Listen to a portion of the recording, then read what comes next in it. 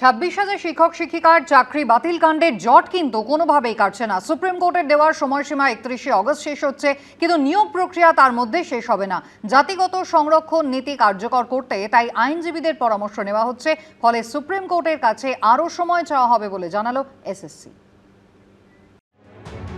SSC নিয়োগ নিয়ে ফের জটিলতা, ফের চিন্তায় যোগ্য শিক্ষক শিক্ষিকারা। 26,000 শিক্ষক শিক্ষাকর্মীর চাকরি বাতিল কাণ্ডে জট কোনোভাবেই কাটছে না। সুপ্রিম কোর্টের দেওয়া ডেডলাইন 31শে আগস্টের মধ্যে শেষ হচ্ছে না নিয়োগ প্রক্রিয়া। জাতিগত সংরক্ষণ নীতি কার্যকরী করতে আইনজীবীদের পরামর্শ নেওয়া হচ্ছে, যে কারণে আপাতত বন্ধই থাকছে নিয়োগ প্রক্রিয়া। ফলে সুপ্রিম কোর্টের কাছে আরও সময় চাওয়া হবে, জানিয়ে দিল স্কুল সার্ভিস কমিশন। 31 অগস্টের মধ্যে তো ডেডলাইন আছে, তো সেই ডেডলাইনের মধ্যে তো কমপ্লিট করতে না পারলে ওটা আমরা আমাদের অ্যাডভোকেটকে জানিয়েছি। The recent developments in supreme court we have informed our advocates.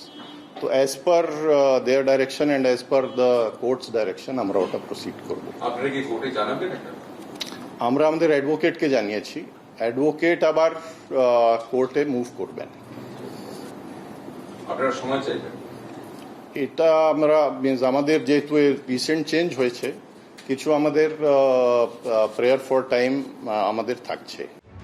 Trinamool আমলে প্রাতিষ্ঠানিক দুর্নীতির জেরে বাতিল হয় 26,000 শিক্ষক ও শিক্ষাকর্মীর চাকরি। সুপ্রিম কোর্ট নির্দেশ দেয় 31শে আগস্টের মধ্যে নিয়োগ প্রক্রিয়া শেষ করতে হবে, ততদিন যোগ্য শিক্ষকরা সবেতন চাকরি করতে পারবেন। এর মধ্যে বিগত সরকারের আমলেই 2025 সালে ফের এসএলএসটির পরীক্ষা হয়। ইতিমধ্যে একাদশ দ্বাদশে নিয়োগের সুপারিশপত্র দেওয়া শুরু হয়েছে।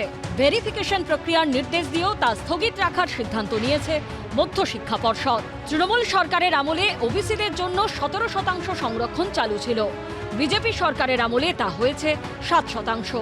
নতুন সংরক্ষণ বিধিতে কিভাবে নিয়োগ হবে, বা তৃণমূল জমানায় সংরক্ষণ বিধি মেনে যারা সুপারিশপত্র পেয়েছেন তাদেরই বা কি হবে, এই নিয়ে আইনজ্ঞদের পরামর্শ নিচ্ছে এসএসসি। যতগুলো আমাদের চাকরির ব্যাকলগ ইত্যাদি রয়েছে, সেই ব্যাকলগগুলো, যার মধ্যে পিএসসিও অন্যতম হচ্ছে, সেই ব্যাকলগগুলো খুব তাড়াতাড়ি ক্লিয়ার করতে হবে, যাতে আমাদের রাজ্যে যারা ইয়াং ছেলেমেয়েরা আছে তারা চাকরি পায়। নিয়োগ স্বচ্ছভাবে করতে ইউপিএসসির মডেলে কাজ করা হবে বলে জানিয়েছে পিএসসি। অনেক ক্ষেত্রে রিক্রুটমেন্ট রুলগুলো আপগ্রেড হয়নি, তার একটু চেঞ্জেস প্রয়োজন আছে।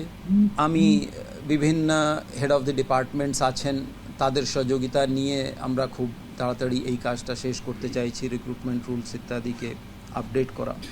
কমিশনকে একটা রুলস অফ প্রসিজার মেনে কাজ করার নির্দেশ আছে, কিন্তু এই কমিশনের রুলস অফ প্রসিজার এখন অবধি তৈরি নেই।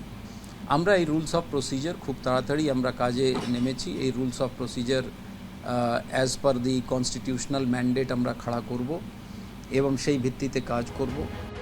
স্বচ্ছ নিয়োগের বিষয়ে চাকরি প্রার্থীদের আশ্বস্ত করেছেন পিএসসির চেয়ারম্যান হিন্দোল দে। এবিপি আনন্দ, কলকাতা।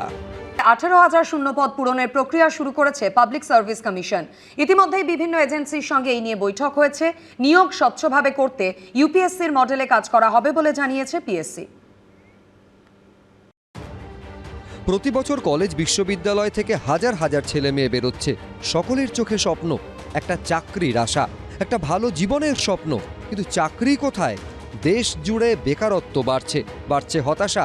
এই আবহেই আশার কথা শোনালো রাজ্য পাবলিক সার্ভিস কমিশন বা পিএসসি।